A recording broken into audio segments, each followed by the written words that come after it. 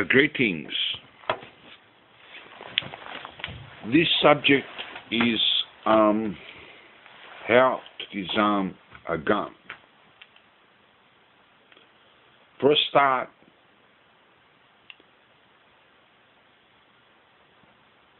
people that carry guns, and if you ever face a situation where you are to be robbed, mugged, or killed, you don't stand much of a fighting chance against a gun.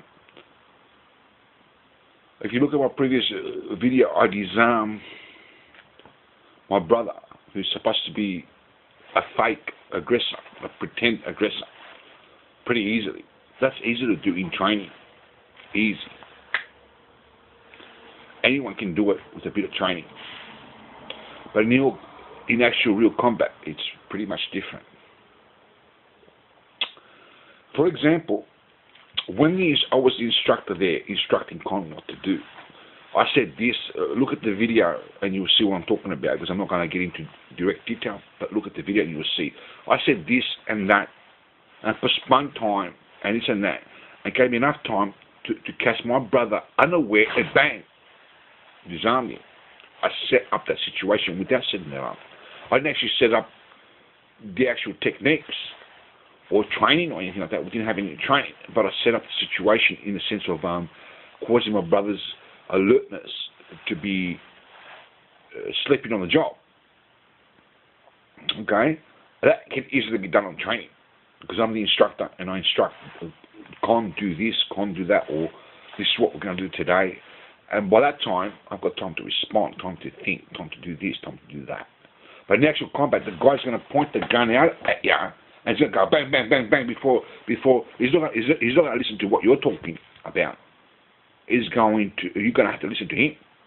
He's the one with the gun, not necessarily the other way around.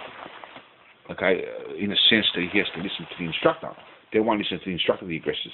A decent person that is disciplined will listen to the instructor. And even with a real gun, he ain't going to pull the trigger. He's not a murderer. But a murderer will pull the trigger. Unless he's chicken, he will pull the trigger.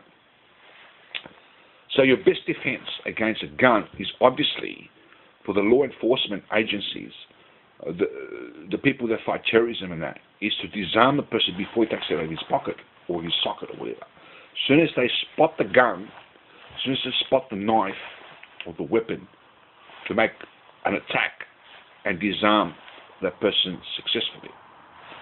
Because it takes some time for the person to take the gun and take an aim before he shoots. During this period of time, I'll do it slowly so you can see it. During that time, if you're faster, you can disarm the gun. Of course, it will happen much faster. So you've got to be alert and aware of the surroundings.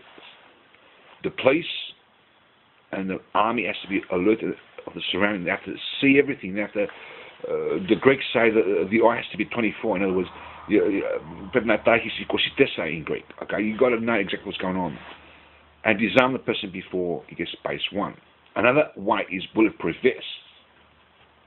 Okay, nobody in reality is faster than a bullet. That's bullshit.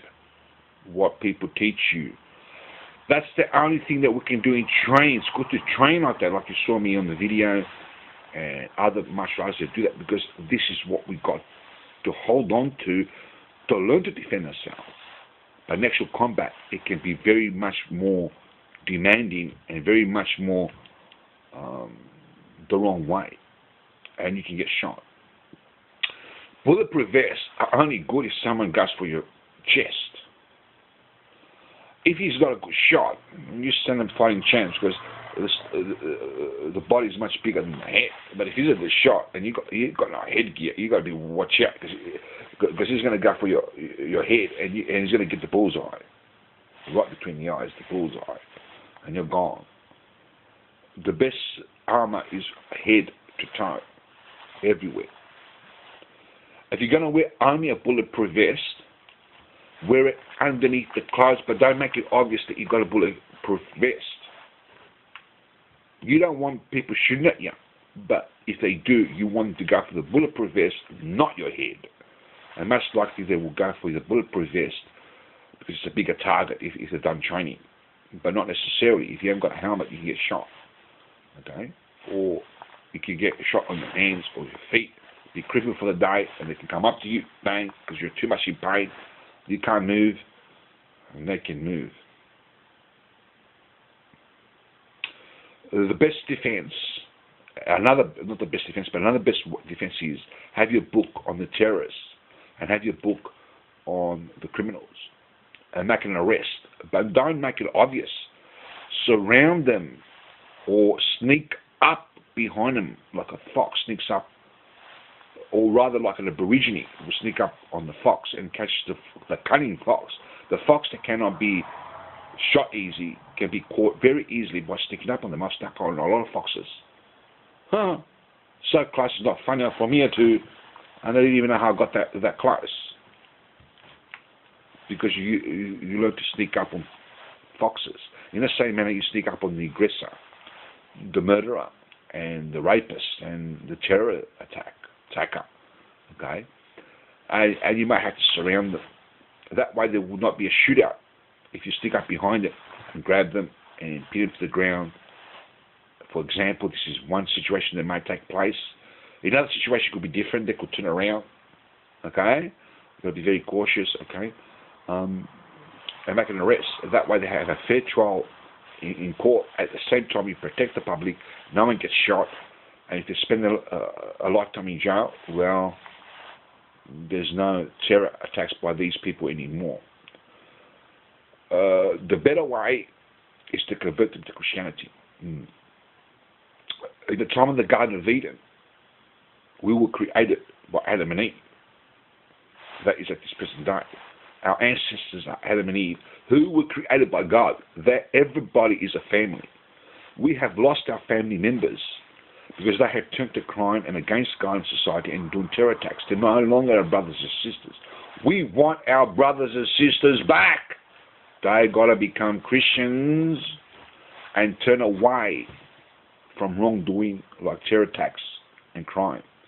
When they're converted to Christianity and they start doing the right thing from now on, there's less crooks or terrorists and more on our side, until they all become more on our side and there's no more crime or terrorism anymore and the problem solved. But for argument's sake, when we've got to defend, because at this present time there is the truth that there are terrorists and there are evil people, you sneak up on them or do something like catch them unaware, unalert in these type of situations while they are sleeping. Sneak up on them, open the door like Houdini so they don't hear the noise. That is if they've got security. If they've got security, it's going to be difficult. Get in and arrest them while they're sleeping. Okay? Don't do anything dangerous because it's very dangerous out there. But if you've got armor from head to toe, then you can confront them. But it may mean you may have to shoot them to stop them, or you may not have to do that because you've got bulletproof vest that can't shoot you, so you can just grab them. As long as the bullet doesn't go through the armor, I'm not sure how powerful the guns are these days, and some guns might be able to go through the armor. I don't know. You've got to talk to the authorities, the people that make these armor.